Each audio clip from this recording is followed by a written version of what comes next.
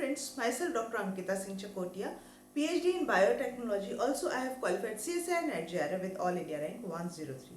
Today, we are going to discuss about the endogenous pathway of antigen processing and presentation. देखिए पिछले lecture में जैसे कि मैंने आप लोगों के MHC की बात चलती आ रही है, अभी तक काफ़ी लंबा हमने MHC का सफ़र तय कर लिया है. लास्ट टॉपिक रह गए जिसमें कि अब प्रोसेसिंग होगी एंटीजन की via endogenous and exogenous pathway, and finally it presented by MHC molecule to the respective T cell. ठीक है. Now what happens in this case particularly we talk about cell जो होती है ना, सेल में बहुत ही स्मार्ट एक रेगुलेटरी सिस्टम होता है जो कि प्रोटीन, अगर जो इनफैक्ट प्रोटीन ही क्या अदर मॉलिक्यूल की भी बात करें, कोई भी बैलेंस बिगड़ता है तो वो रेगुलेटरी सिस्टम बहुत इजीली और बहुत जल्दी और बहुत ही प्रिसाइजली उसको आइडेंटिफाई करता है and try to get rid of that imbalance. ठीक है ना. तो अगर हम स्पेसिफिकली बात करें इस पेप्टाइड की, एक प्रोटीन की, तो प्रोटीन का अल्टीमेट फेट क्या होना चाहिए आप लोगों के हिसाब से? Tell me. प्रोटीन का अल्टीमेट फेट देखा जाए तो 3 होगा. 3 तरीके से हो सकता है.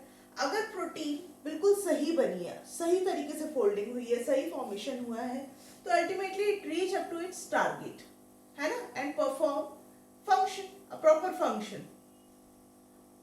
या फिर अगर उसकी फोल्डिंग प्रॉपर नहीं हुई है, फॉर्मेशन प्रॉपर नहीं हुई है, तो उस केस में क्या होगा? It get degraded into respective amino acids and these amino acid again return back to the cycle and कहीं ना कहीं यूटिलाइज हो जाएंगे, है ना, साइटोसोल में आके, या अपना वापस से साइकिल में का एक पार्ट बन जाएंगे. या फिर प्रोटीन का हो सकता है कि छोटे छोटे पेप्टाइड में टूट जाए और पेप्टाइड ये पेप्टाइड को MHC मॉलिक्यूल कैरी करे. ठीक है. स्पेसिफिकली 1 ही होगा क्योंकि एंडोजेनस की बात कर रहे हैं. और इट फाइनली रिप्रेजेंट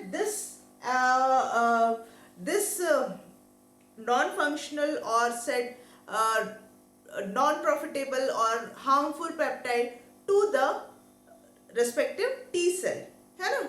उसके यही होना चाहिए. इन 3 के अलावा तो और कोई फेट बचता नहीं है प्रोटीन का. तो ऐसे में क्या होता है, इन 3 फेट में से ये वाला फेट जो है ना, हमारा आज का पॉइंट ऑफ कंसर्न है, ये वाला फेट. क्योंकि ये तो बड़े इजी है, सही बना है तो अच्छी बात है, फंक्शन करेगा, नहीं तो अमाइनो एसिड में की तो उसमें टूट जाएगा और अपना वापस से प्रोटीन सिंथेसिस में काम आएगा या किसी और पर्पस के लिए काम आएगा. लेकिन यहाँ केस में MHC मॉलिक्यूल का इन्वॉल्वमेंट होता है. ठीक है. अब पता कैसे चलता है, कैसे होता है ये सारे कि ये प्रोटीन गलत बनी है, और इसको हमारे सिस्टम, रेगुलेटरी सिस्टम को कैसे पता चलता है? रेगुलेटरी सिस्टम है क्या?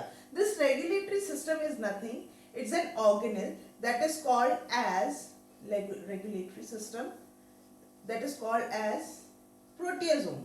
ठीक है. प्रोटियोसोम कहलाता है, एक ऑर्गेनेल है that actually रिंग्स होती है इसमें काफी सारी, और बैरल शेप्ड स्ट्रक्चर होता है. ठीक है. बैरल शेप्ड स्ट्रक्चर होता है. यहाँ से प्रोटीन आती है, ये इसको, और इधर इसकी जो मैकेनिज्म है ना, it is totally ATP dependent. ATP dependent way में ये काम करता है. दैट मीन्स ATP कंजम्पशन करता है for the breakdown of protein, and it actually acts on the peptide bond को तोड़ने में काम करता है. ठीक है. पेप्टाइड बॉन्ड को तोड़ता है ये. ठीक. तो ATP कंजम्पशन होता है for the breakage of peptide bond of the peptide that comes to this proteasome. अभी प्रोटीन पेप्टाइड मतलब कैसे पता चलता है? प्रोटियोसोम ने क्या कोई सिग्नल छोड़ा होता है, या उस पेप्टाइड के पास कोई सिग्नल होता है, या कैसे होता है? उसको एस्कॉर्ट मतलब कैसे पहुंचती है ये प्रोटियोसोम तक? तो उसके लिए भी हमारे पास एक खास प्रोटीन ही है दैट इज कॉल्ड एज यूबिक्विटिन. ठीक है. यूबिक्विटिन की क्या खासियत है? यूबिक्विटिन की खासियत ये है, देखिए, नंबर 1, एक तो ये epsilon amino acid, epsilon amino group पे ही जाती है, ऑफ लाइसिन अमाइनो एसिड, ठीक है, ऑफ द टारगेट पेप्टाइड। ठीक है, ये बात याद रखिए, क्वेश्चन आ सकता है कि यूबिक्विटिन किस अमाइनो एसिड पे जाके अटैच करती है ऑफ द टारगेट पेप्टाइड, तो वो क्या आंसर होगा, लाइसिन। और लाइसिन में भी कहां पे, precisely it form bond with the epsilon amino group. ठीक है, ये बात याद रखिएगा। तो ये ubiquitin basically nothing, it's a signal protein की तरह काम करती है।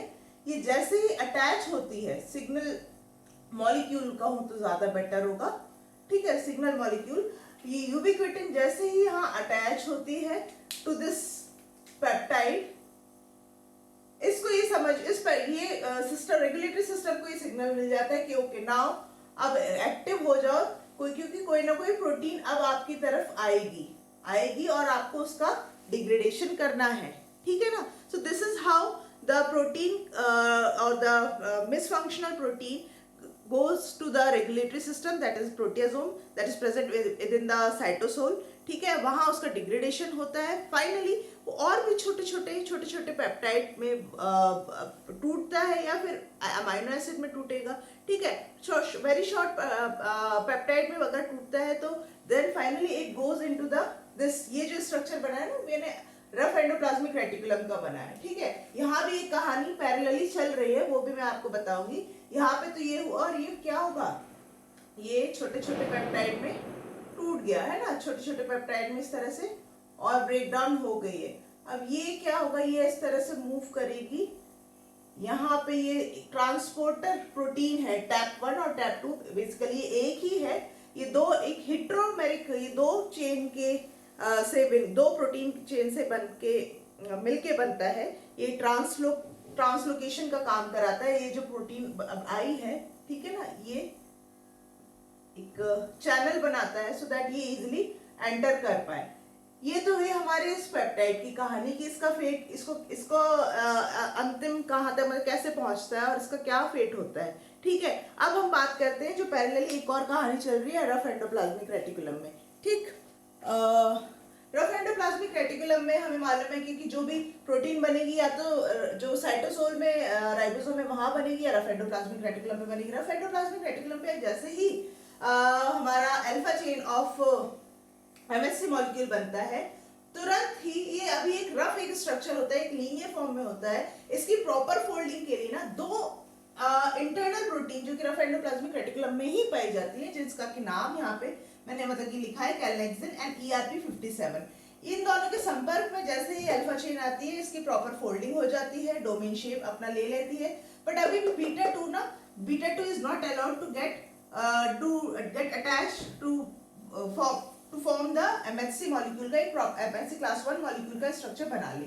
लेकिन बीटा 2 मॉलिक्यूल जैसे ही प्रॉपर्ली मतलब बनता है और यहाँ इसकी फोल्डिंग होते आती है, वैसे ही फोल्डिंग होते साथ ही ये प्रॉपर एक अपना स्ट्रक्चर ले लेता है MHC class 1 molecule. Now MHC class 1 molecule beta जैसे ही कंप्लीटली बनता है, दैट मींस अल्फा चेन और बीटा 2 माइक्रोग्लोबुलिन जैसे ही आपस में एक साथ आते हैं, एक स्ट्रक्चर फॉर्म करते हैं, there are another proteins that is called as tapasin and calreticulin. दो ये प्रोटीन अलग हैं, वो आके इनसे बाइंड हो जाती है। इनका काम कुछ नहीं है, इनका काम सिंपल सा ये है कि भैया तुम देखो यहाँ पे अपना एक तो मेम्ब्रेन में उस जगह पहुंचो जहाँ पे कि ये टैप ट्रांसपोर्टर प्रोटीन जो है वहां पे उसके नजदीक पहुंचो, सो दैट जो भी प्रोटीन आएगी पेप्टाइड आएगा, उसको सबसे पहले तुम ग्रैब कर लेना।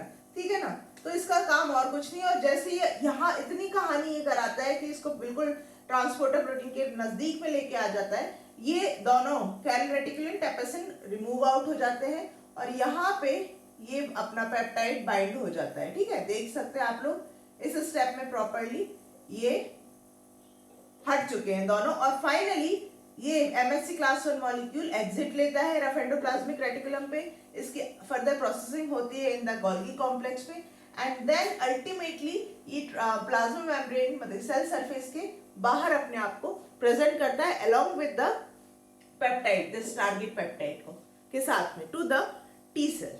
ठीक है ना, तो this is all about the endogenous pathway of for the antigen processing and presentation. ये दो कहानियां पैरेलली चल रही होती है। ये बात याद रखिएगा, बहुत इंपॉर्टेंट मैंने जो कि बताया, यूबिक्विटिन एप्सिलॉन अमाइनो ग्रुप से जुड़ता है ऑफ लाइसिन। एंड ये कुछ एक और प्रोटीन है जैसे कि कैलनेक्सिन ERP57, ये रफ एंडोप्लाज्मिक के अंदर ही मतलब they are residing within the rough endoplasmic reticulum. Similarly tapasin calreticulin का भी काम आप लोग प्लीज याद रखिएगा, हो सकता है क्वेश्चन बन के आ जाए। ट्रांसपोर्टर प्रोटीन है और कह लीजिए कि ये अपना सिंपल सा it's a kind of channel that provide passage to this processed peptide को, ठीक है ना। So this is all about this pathway, exogenous pathway की हम next lecture में बात करेंगे। Till then stay safe and stay blessed. Bye bye.